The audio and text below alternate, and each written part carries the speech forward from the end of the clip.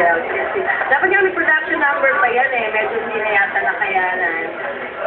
Talagang invite us to Rochelle doon. Tapos yun nga lang, ako sa dami na ginagawa ko, sabi ko, Rochelle, kayo na lang ang pumunta, isama mo nila.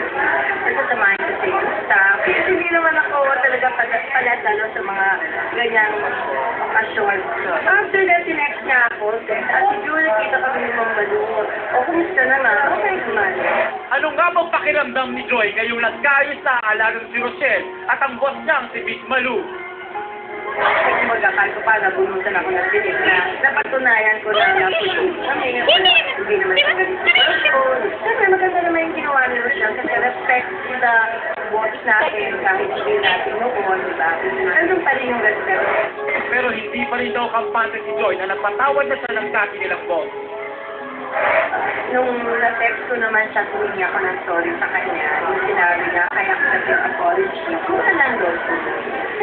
Bahala na. Diba? Lahat naman, kahit naman ako nag-uwag na sana, magkita kami uli at magka-smile, diba? Pero mabait naman si Ma'am Malu, kumbaga nararamdaman ko rin yung nararamdaman niya na sa dami ng pressure sa show business. Kaya siguro minsan, ganun siya, diba? Hanggang daw niya ganap ng maayos ang gusto sa pagkita nila. Siyempre, pag nakikita ko, may ako unang lalaki. Hi, Mother! Diba, super ba ako, diba? Mother, sana po, talagang pinatatawad niyo na ako. Siyempre, sana may tulihan niyo sa katayuan ko. Yun, sana, sinabi niyo, Lord, na nag-forgive. Huwag na tayo mga tao.